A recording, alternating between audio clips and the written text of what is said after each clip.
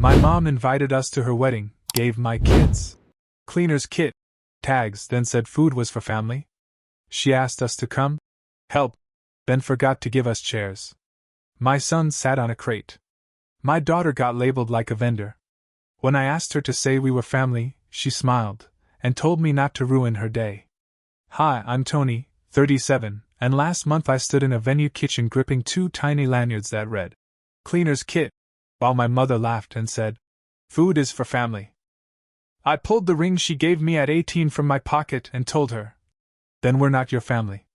And that was only the beginning. Let me set the scene, a white and gold wedding that smelled like rented roses and hidden resentment. My mom's second wedding. A do-over in silk and glitter with a guy named Rick who smiles like he's rehearsing for a commercial about roofing scams. The venue looked rich until you looked close. The chairs wobbled. The arch was made of foam. The walls had that weird smell venues get when they try to cover mildew with cinnamon. She called it a fresh start. Rick called it a production. I called it Saturday.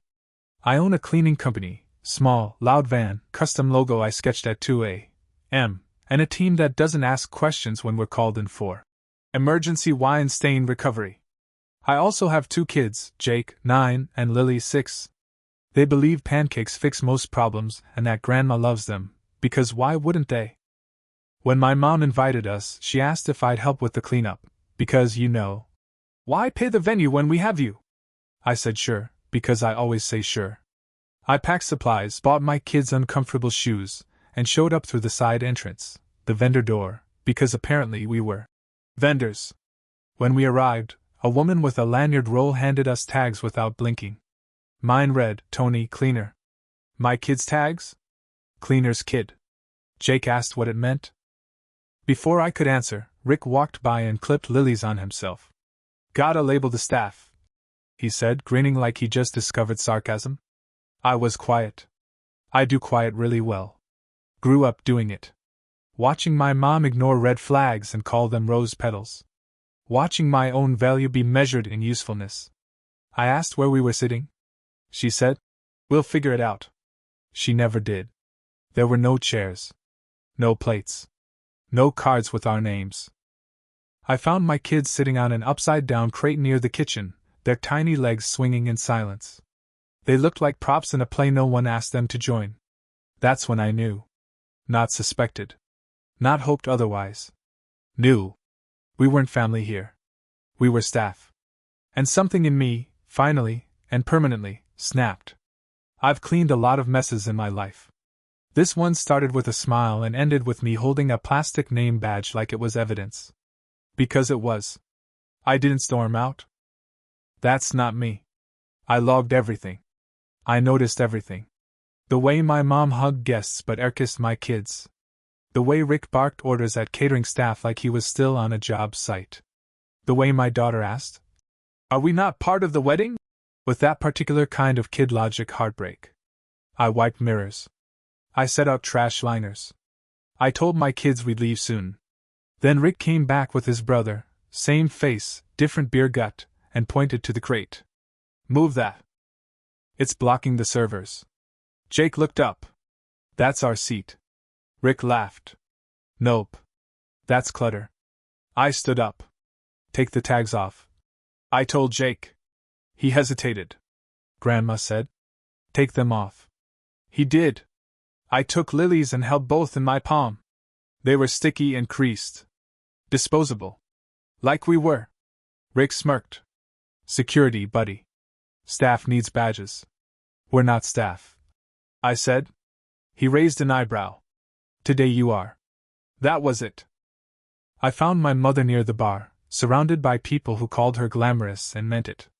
Tell them, I said. She blinked like she didn't understand. Tell them we're family. That my kids have seats. That food is for everyone. She smiled the way you smile when you're embarrassed by your own child. We'll talk after, she whispered. Don't ruin my day. That's when Jake whispered. Did we do something wrong? And I lost whatever fragile thread of tolerance I had left. I pulled the ring out, the one she gave me when I was 18. She called it our circle. A symbol. Family forever. If food is for family, I said, we're not your family. I put the ring on the table next to a name card that read Rick's best man. Then I picked up my daughter, took Jake's hand, and walked out the same vendor door we entered through. Behind me, Rick shouted, "You and your kids are just staff here!" Like it was some punchline. Like it was fact. In the van, we didn't cry. We got drive-through burgers and sat in our nice clothes eating nuggets and laughing at ketchup packets that exploded wrong. And that was the moment I knew we weren't leaving something behind. We were starting something new. The next morning, I woke up to 11 missed calls, 6 voicemails, and a string of texts that felt like someone trying to rewrite history in real time. Mom, you embarrass me. Rick, you owe us the cleaning fee. That was the deal. Mom again. You need to come back and apologize before people start talking. That last one made me laugh out loud. I opened a blank doc and started writing. Not a message. Not a Facebook rant. An invoice. I itemized it all: 3 years of unpaid cleaning at Mom's house, Rick's rentals, emergency deep cleans, the bar deposit they never paid back. I even included the cost of supplies. Latex gloves, microfiber cloths, bleach wipes. I gave them a family discount. I still totaled it all, $7,432. Then I clicked send. Mark, my accountant, emailed back 5 minutes later. You can bill family. Whether they pay is another story. But you just bought yourself clarity. Consider it tuition for a class you should have taken 15 years ago. Mom's reply came that night. This is disgusting. You're punishing me for a misunderstanding. You owe us. You're dead to me if you think I'm paying this. I didn't reply. Instead, I removed her and Rick from the kids' school contact forms. I called the bank and double-checked any old shared access. I told my team, if they call, we're booked. Forever. 2 days later, the venue manager called. We heard what happened, he said. You left calmly. You respected my staff. We have a twice-a-month cleaning contract opening up. Interested? Damn right I was. That Friday, I took the kids to our favorite diner. Pancakes. Extra syrup. The waitress called Lily. Princess. Jake said, Dad, this is our table now, huh? And I said, yeah, buddy. This one's ours. That night I got a text from Aunt Lisa. Photo, a little table at the wedding, untouched plates, 2 place cards, grandkid 1, grandkid 2. Caption. They put these out later. For photos. Jake saw it. Is that for us? No, I said, locking my phone. That's not our table. Ours is better. He nodded. Then dumped more syrup on his stack. That was the climax. That was the fuse finally hitting the powder. Because from that moment on, my life stopped being a series of apologies for taking up space in someone else's narrative.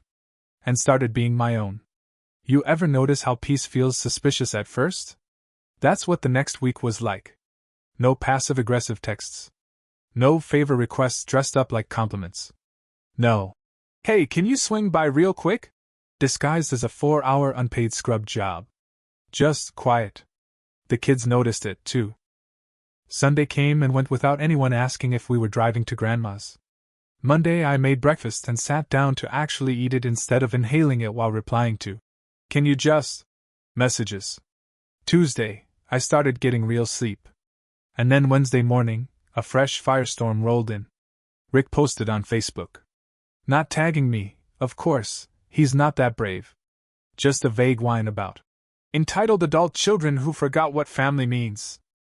Mom posted a photo of her crying, caption, when your own son sends you a bill for loving him. Comments rolled in from cousins I hadn't seen since 2009. Wow, what did Tony do? Some people forget who raised them. Blood is blood. You know what else is blood? Mine. And I wasn't spilling it for free anymore. I didn't reply. Instead, I updated my business website. Removed all family discount options. Added a new policy. All contracts require deposits. No exceptions. The next day, I walked into the office to find a post-it from one of my team members stuck to the dashboard of our van. It read, no free rides. Especially not in your own damn family. I laughed. I needed that. That night, while folding laundry, Jake asked, "Are we ever going back to Grandma's house?" I paused. Maybe.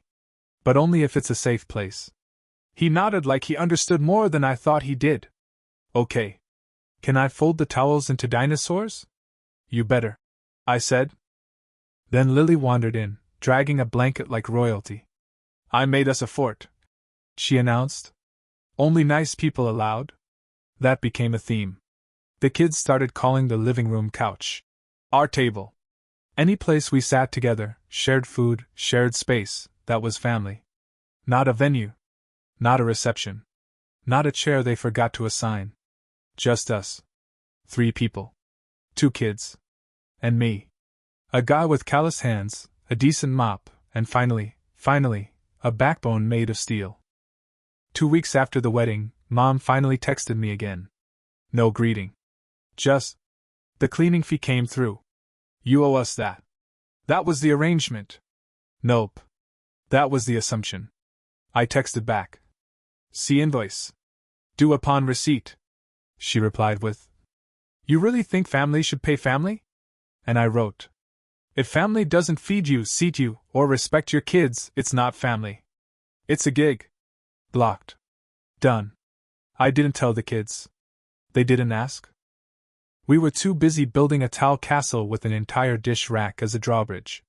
The next week, I got an unexpected offer from the venue manager. The same one who'd watched the meltdown. He called me directly. We liked how you handled yourself, he said. We have some clients who want a regular cleaner. Discreet. Professional. You interested? I took the job. I even raised my rates. That Friday, I took Jake and Lily to the diner again. They wore their dress-up shoes and called it our official table. I wore the same tie I'd ironed for the wedding and let them order dessert first. As we were eating, Aunt Lisa sent a text. You hurt your mother. But I also heard what she said. I didn't know it was that bad. Then she sent a photo. 2 empty chairs at the wedding, tiny signs that read Grandkid 1 and Grandkid 2. A caption. They set these up after you left. For show. For show. I turned the phone screen away and said, Jake, where's our table? He looked around the diner, wiped his syrupy hands on a napkin like a tiny gentleman, and said, Here, Dad. This one. Ours is better anyway. That was it. Right there. The inheritance I want to leave them, not a table someone else assigns, but one they choose themselves. Meanwhile, the invoice sat in their inbox like a tiny bomb with no timer. I sent one polite reminder. Net 14. No exclamation marks. No drama. No guilt trip. Mom replied, If you think I'm paying that, you're dead to me. And I didn't flinch. Didn't text back. Just helped Lily fold more towels and let Jake tell me all about how pancakes are technically a breakfast cake. We were doing just fine. 30 days passed. The invoice went unpaid. So I marked it. Closed unpaid. Filed it in a folder labeled tuition. And poured myself a coffee in the mug Lily made in preschool that says, #1dad, even though the handle's chipped. Felt like progress. Then came the final blow. Mom texted, You've changed. No, I thought. I finally haven't. See, I've been the same guy all along. Reliable, responsible, reachable. The only thing that changed was the terms, and for the first time, I wrote them. I updated all my records. Removed them from anything connected to my business. Took the old spare key off my ring. Then, in one of those perfect little ironies life likes to throw at you, I got a call from a new client. Wedding venue. Big one. They'd heard about my crew from someone who'd seen how I handled a very messy family event. You come recommended, they said. I signed a 6-month contract that same afternoon. My crew? They cheered. We ordered pizza and I told them, This is what happens when you stop letting people mop your dignity off the floor. That weekend, I took Jake and Lily to the park. We packed sandwiches, bought a blanket, and sat under a tree with no expectations, no place cards, no labels. Jake said, Dad, remember when we had to sit on a crate? I nodded. He grinned. This bench is way better. He was right. And not just because it had a view. Because we chose it. We picked it. That's what makes it ours. Later that week, while folding laundry, I found the ring. The one she gave me at 18. I'd left it in a drawer, like a relic. I held it in my palm. Heavier than I remembered. I didn't throw it away. I'm not angry anymore. I just don't believe in magic circles made of metal and gilt. We made our own circle now. Me, Jake, and Lily. And it holds. Final twist? My accountant, Mark, called to say, "That venue contract? It's worth more than everything they stiffed you for. Sometimes justice looks like recurring revenue." I smiled. I was too tired for revenge. Too full for resentment. But there was a quiet kind of satisfaction in knowing. You don't have to scream to be heard. You just have to stop whispering your worth. About a month after the wedding, I ran into Mom in the cereal aisle at the store. She was holding a box of something organic and expensive that she never bought when I was a kid. She saw me. Then looked straight through me, like I was invisible. I didn't chase her. Didn't speak. Didn't need to. Because the version of me that would have followed her, asked what was wrong, begged for a scrap of peace, that guy didn't shop here anymore. I checked out with 2 boxes of the kind Jake liked and a bottle of syrup shaped like a cabin. On the drive home, I asked myself a question I hadn't dared before. What if this is better? Not sad. Not lonely. Just quieter. Realer. Mine. That night, I flipped pancakes while Lily built a Lego fortress. Jake was in the living room drawing a comic strip about a superhero dad whose weapon was a mop that turned into a lightsaber. He called him Captain Cleanup. Not bad branding, honestly. We sat at the table. Our table. The kind with old scratches and syrup rings that never fully wipe off. Jake passed me the ketchup and said, "Food is for family," grinning like it was an inside joke. Because it is now. We took the words they used to cut us and made them soft. Ours. True. The next morning, I got an envelope in the mail. No return address. Inside was a folded sheet of paper and one of the lanyards, Jake's, creased and stained from the wedding. Under it, just 2 words, handwritten. "You're cruel." No signature. I stared at it for a long time. Then I folded it back up, taped it to the inside of a cabinet labeled "Tools," and wrote on it in Sharpie. "No. I'm clear." It stays there now. Not to haunt me. Just to remind me what clarity looks like in black and white. The world didn't end. Rick never paid the invoice. Mom never apologized. Aunt Lisa eventually called and said, "We all said too much?" I said, "Actually, I didn't say enough. But I meant what I said." She sighed. "Okay. Still proud of you. Sometimes people get it. Sometimes they don't. But here's the truth, you don't owe anyone your story if they're only there to rewrite it." That weekend, Lily declared the bathtub a royal kingdom and demanded I knight the rubber duck. I obliged. Jake invented a new game where we pretend the couch is a boat escaping from a wedding that forgot to feed us. Every time we jump, he shouts, "Save the crew! No tags allowed!" I laugh every time. Because that's the thing nobody tells you when you cut toxic ties. It doesn't just get quieter. It gets lighter. 3 months later, our apartment looks like a lived-in toy store exploded, and it's perfect. The laundry never fully gets folded. The couch cushions are almost always on the floor. There are pancake crumbs in every crevice of the kitchen. But my kids are smiling, sleeping soundly, and asking questions that sound like freedom. Jake asked the other night, "Are we ever going to see Grandma again?" I said, "Maybe. If she remembers what family means." He nodded like that made sense. Because it does. I used to think cutting someone off meant setting the house on fire and walking away with nothing but a dramatic silhouette. Turns out, it's more like gently closing a door and finally realizing you were never welcome at the table in the first place. You build your own table. One with paper plates, chipped mugs, syrup bottles that squeak when you open them. A table with coloring books and superhero comics next to the salt shaker. A table where no one is labeled staff, just because they're useful. A table where family doesn't mean free labor or silence as currency. It means you matter here. Lily fell asleep last week with a dish towel draped over her like a cape. She said she was the cleaning fairy, who makes everything beautiful. And I just stood there for a second, watching her chest rise and fall, and I thought, this is what the ring was supposed to mean. Not sacrifice. Not guilt. Not lifelong servitude disguised as loyalty. But safety. Belonging. Peace. A new job came in last week. Big corporate office downtown. 6-month cleaning contract with benefits. I walked through the building, clipboard in hand, and realized this. This is what I built while being told I'd never do more than mop floors. I used to believe what they said. That being useful was the best thing I could be. Now, I believe something better. That I'm valuable. Not because I clean, but because I choose who gets to sit at my table. And if they can't bring a plate, or at least respect the ones holding them, they can stay outside. Last Tuesday, Jake taped a sign to the front door in his best crayon handwriting. Only nice people allowed. Food is for family. No tags. I left it there. Right under the peephole. Our new family crest. So no, I haven't talked to my mother since. She hasn't called either. But if she ever does, if she ever says, "I'm sorry, I was wrong. I hurt you. I'll do better," then maybe I'll listen.